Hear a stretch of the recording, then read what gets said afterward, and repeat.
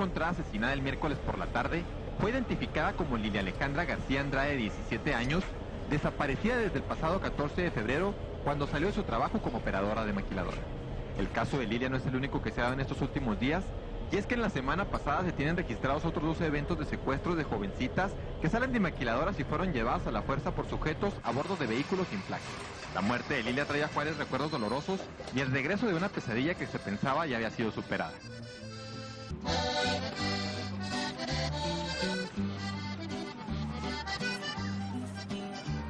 Te vas y me dejas un inmenso dolor. Durante esa semana que nosotros tuvimos a mi hija desaparecida, después de que yo me di cuenta que no se había quedado a trabajar tiempo extra, que no estaba con ninguna de sus amistades, que no le había sucedido un accidente, porque para mí primero yo dije, a lo mejor la asaltaron, la atropelló un carro, pero no quería aceptar la realidad de que se la podían haber llevado a alguien. Fue algo lo que yo nunca pensé.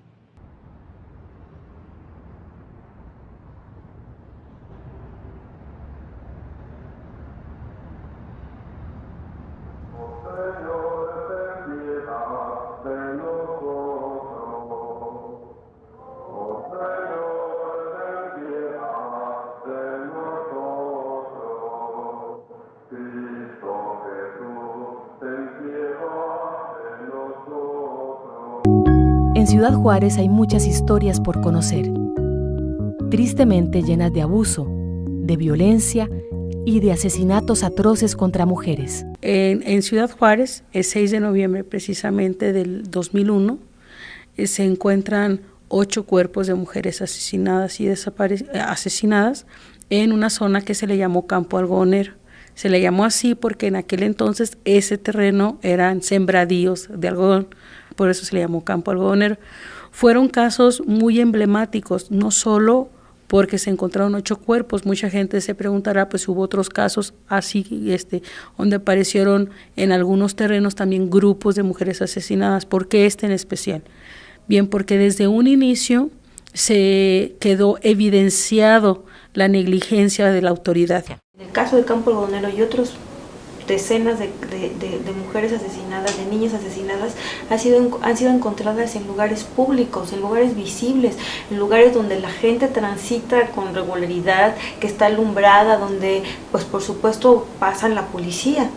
Sin embargo, nosotras decimos, ese es un mensaje de impunidad que mandan esos victimarios a las otras mujeres y a la sociedad, de que pues eso, gozan de absoluta impunidad, de que en Ciudad Juárez es absolutamente posible violar, torturar y asesinar mujeres y simplemente no hay consecuencias.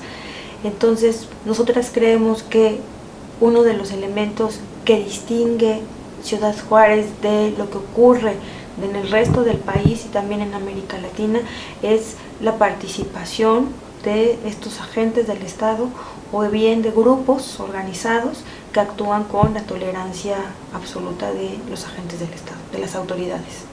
La impunidad, ¿cómo se va alimentando? Se va alimentando en el momento que el Estado no investiga los casos, no genera políticas públicas preventivas para que esto no suceda, porque al final de cuentas no tiene ni diagnósticos que le permitan saber por qué, cuáles son las situaciones que están permitiendo que se agrave o las características de quién o por qué se toman el derecho de asesinar a las mujeres. Y bueno, los agresores, que vemos cómo los agresores plasman en la forma en cómo es asesinada una mujer toda esta hazaña y discriminación que hay en contra por ser mujeres, ¿no? Esta impunidad se plasma claramente en el caso de Campo Algodonero. Se evidencia ese patrón de impunidad permitido o encubierto por la negligencia de las autoridades en todo el territorio mexicano. Vamos a denunciarla como desaparecida. Las autoridades me dicen no podemos darla como desaparecida, aun cuando ellos sabían lo que estaba pasando. Y ellos me dicen no, búscala por ahí, está con el novio, se fue con el novio, con los amigos, porque así son todas de bajas. Entonces yo lloraba y yo le suplicaba, porque yo le decía, no, es que mi hija no tiene novio, mi hija no tiene amigos, a mi hija algo le pasó. Entonces ellos me decían, así son todas las mamás, saben lo que tienen dentro de la casa, pero no fuera de la casa. En aquel entonces se procesó y se sentenció y se condenó a 2 personas por el delito de estos 8 cuerpos de mujeres asesinadas. Sin embargo, pese a que había cuerpos que estaban en estado de composición y no se lograba su reconocimiento, la autoridad nunca hizo un ADN para identificar los cuerpos de estas mujeres. Siempre tomó en cuenta la declaración de estas presuntas personas responsables de estos delitos y dio por hecho de que eran los nombres que ellos habían aportado, esas eran las víctimas. Cosas que hacen el campo algodonero emblemático, también el que hayan dicho al principio que se les haya puesto identidad a cada una de las víctimas que ahí aparecía, después que inmediatamente se aprende a 2 hombres y se les acusa de que son los asesinos y que no, en realidad no había ninguna evidencia en contra de ellos, sino todo era parte de un discurso que se prepara y que al mismo tiempo pues tanto familiares de estos hombres que fueron culpabilizados como las organizaciones de la sociedad civil llevan a decir que ellos no son los asesinos, y uno muere finalmente en la cárcel y otro pues está libre, ¿no? Los supuestos asesinos pues no habían sido torturados, y eso totalmente desestimaba. Eso fue lo que el caso lleva a que se lleve a la Corte Interamericana, en el caso a la Comisión Interamericana y después a la Corte, porque era la evidencia neta de que habían creado chivos expiatorios. Es ahí donde la autoridad se ve obligada a abrir de nueva cuenta una investigación para ver entonces ahora quién es el responsable de estos 8 cuerpos. Cuando se da a conocer esto, entonces las antropólogas empiezan a trabajar en el perfil de ADN de los 8 cuerpos de Campo Algodonero. Fue cuando vinieron en el 2004 el equipo de Argentinas Forenses para poder estar haciendo las muestras que pudieran ser reales, de saber realmente, porque a muchos les dijeron, este es la osamenta, ¿tú cómo vas a saber si esa no es tu hija? Yo voy con las antropólogas y hablo con ellas y me dicen, es que no has metido la documentación ni solicitud. Claro que yo metí todo. Entonces me dicen, pues no hay nada. Entonces van y hablan, pues no, que se había perdido. Entonces tuve que volver a juntar los documentos, tuve que volver a hacer trámites para hacer la petición de la exhumación. Me lo vuelven a perder. A la tercera vez, entonces ya voy yo con las antropólogas y hablo con ellas. Y le digo, ¿sabe qué? Le digo, yo quiero que usted esté presente cuando yo haga esos trámites. Y de ahí les entreguen a ustedes toda la documentación. Las autoridades les hablan a las familias y les pretenden entregar los cuerpos a las que ellos habían identificado con una lista que determinaron. Hay 5 familias que decidieron no recibir esos cuerpos. Las familias justamente decían, primero no creían que los cuerpos que les estaban entregando, porque además no había ninguna prueba de ADN de por medio que así lo certificara, pues primero porque no había una prueba de ADN, pero por otro lado para las familias era muy complicado aceptar que el cuerpo que se les estaba entregando podría pertenecer al de sus hijas. Fue muy complicado porque hubo un tiempo en que firmaban las mamás, les entregaban las osamentas y las mamás acababan planteando, bueno, ¿esta será o no mi hija? Yo tengo que dar sepultura a un cuerpo. Entonces hicieron un fondo de reparación en el cual las mamás tenían que firmar que ya entregándoles los restos automáticamente se enterraban y ya no iban a pedir nada más. Ya no iban a insistir en que si era o no su hija, entonces les hacían firmar un documento. Las autoridades me dicen que no pida ADN ni exhumación y que se me dan los 130,000 pesos. Entonces yo le dije que no, que yo todo el tiempo había sido pobre y todo el tiempo había sacado a mi familia con mi esfuerzo y así lo iba a seguir haciendo. y que si ese dinero nunca me lo daban, que no me lo dieran.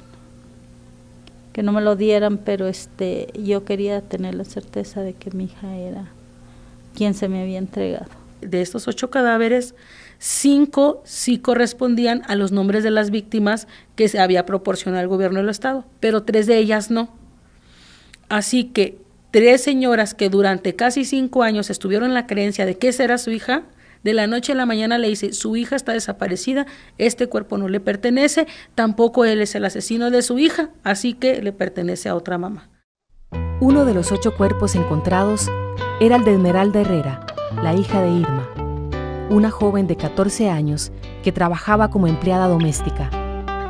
Otro cuerpo era el de Laura Berenice Ramos, de 17 años, una estudiante de preparatoria. Y un tercer cuerpo fue el de Claudia Ivette González, de 20 años, trabajadora de una maquila. Las 3 jóvenes habían desaparecido en el 2001, 2 meses antes de que encontraran sus cuerpos. En el año 2002, las 3 madres de Esmeralda, de Claudia y de Laura presentaron su petición de forma individual ante la Comisión Interamericana. Se nos propuso a todas las familias de los 8 cuerpos que estaban ahí y otras más que no eran de ese tiempo, ya eran de tiempo atrás. Pues nadie quiso, entonces yo y las otras 2 mamás lo aceptamos a sabiendas de que pues podía llegar hasta allá o no lo podían ni recibir, o si lo recibían ni siquiera la abrieran. Entonces ellos nos ayudaron a elaborar la denuncia de puño y letra de nosotros, así con faltas de ortografía, y pues sin experiencia alguna, ¿verdad? En el año 2005, precisamente, reciben una notificación de la Comisión Interamericana donde les dice que la petición había sido admitida y por lo tanto se convertía en un caso.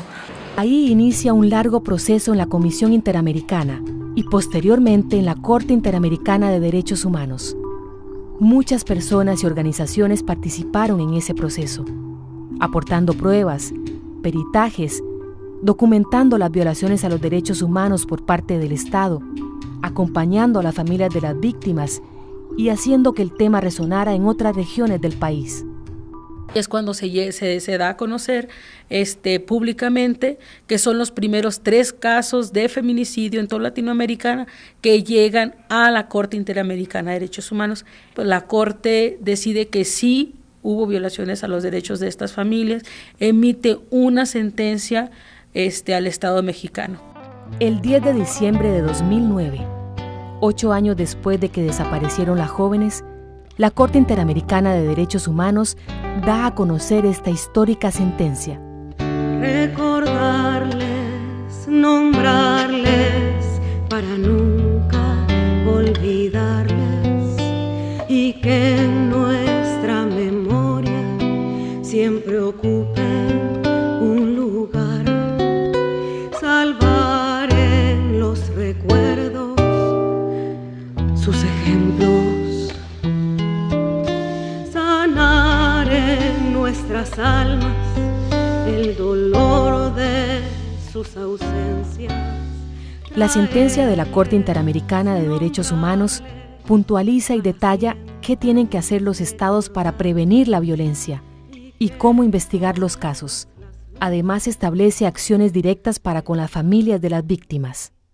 El cumplimiento de la sentencia ha sido un proceso largo. A 1 año de la sentencia de Campo Algodonero, muy poco se había avanzado en su cumplimiento. Es un momento también, pues triste, porque a 1 año de la sentencia, de que la Corte Interamericana tomó esa resolución de condenar al Estado mexicano por la falta de justicia, por la violación a los derechos humanos de las víctimas y de los familiares, y estamos casi al borde de que se cumpla, faltan solamente 11 días para el cumplimiento de esta sentencia y todavía no vemos las muestras tangibles de que se vaya a dar cumplimiento a esta cuestión. México ha estado pues dando discursos, diciendo que se avanza, efectivamente la sentencia se publicó, se avanzó en las indemnizaciones, pero todas las otras disposiciones que son fundamentales para que no vuelva a ocurrir y para que se repare el daño psicosocial, etcétera, que han sufrido las familias de las víctimas, pues ese no se ha hecho cabalmente, ¿no? Y ese es el trabajo que nos toca hacer. Por eso a mí me parece muy importante que sean no solo las organizaciones locales, sino todo el mundo y a todas las que nos interesa esto, que la conozcamos y la logremos traducir realmente en cosas cotidianas. Esta es la de mi hija, esta es ella también cuando terminó su primaria. Y ya está. Pero yo espero que la muerte de Esmeralda no sea en vano. Que con la muerte de Esmeralda y con mi lucha de llevar el caso hasta donde fue, se logre algo. Que más mamás no estén en mi lugar. Que más mujeres no estén en el lugar de mi hija. Que nadie muera como ella. Eso es lo que yo espero del mañana. Esperamos y le rogamos a Dios nuestro Señor que junto a Lilia también se encuentren Claudia, Silvia, Eva y todas aquellas jovencitas que han sido victimadas, Berenice. Si alguien más recuerda algunos nombres se quiera mencionar. Susana, Nadia, Teresa, Erika, Esperanza, Adriana, Estela, Esther, Elizabeth, Fabiola, Flor, Francisca, Juanita, Eugenia, Elena, Hilda, Idalia, Ignacia, Irene, Inés, Isabela, Isela, Ivette, Esperanza, Gladys, Guadalupe, Georgina, Guillermina, Sagrario, Gabriela, Gloria, Estela,